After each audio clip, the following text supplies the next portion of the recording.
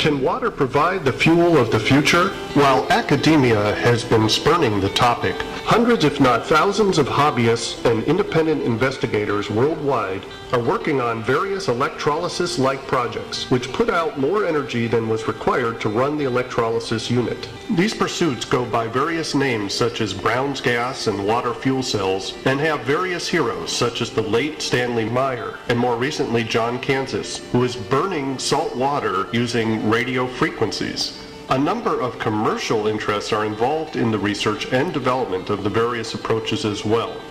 The famous 19th century scientist Michael Faraday defined a limit of output energy possible in any standard electrolysis scenario. It is well known in thermodynamics that it takes more energy to dissociate water into hydrogen and oxygen than can be returned when the hydrogen is burned. But these rogue experimenters of today are reporting output from their setups that exceed Faraday's limit many times over, claiming 7 times, 10 times, or even more, producing as much as 1 liter of gas per hour using just a half a watt of electricity. The factors that seem to contribute to these effects include using a large number of stainless plates close together, the plates rough to facilitate releasing the bubbles, driving the cell using square waves, pulsed DC at kilohertz frequencies, and constantly modifying the frequency to optimize gas production.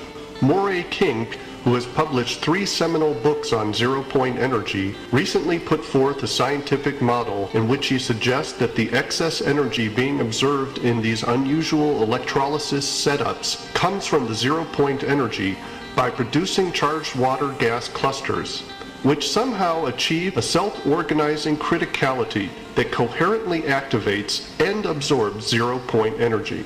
The experimental setups are typically rather simple, which is leading to a proliferation of the number of people reproducing and working to improve the effect and its consistency to the point where it can be used to serve as a practical primary energy source, an energy generator that could operate anywhere there is water.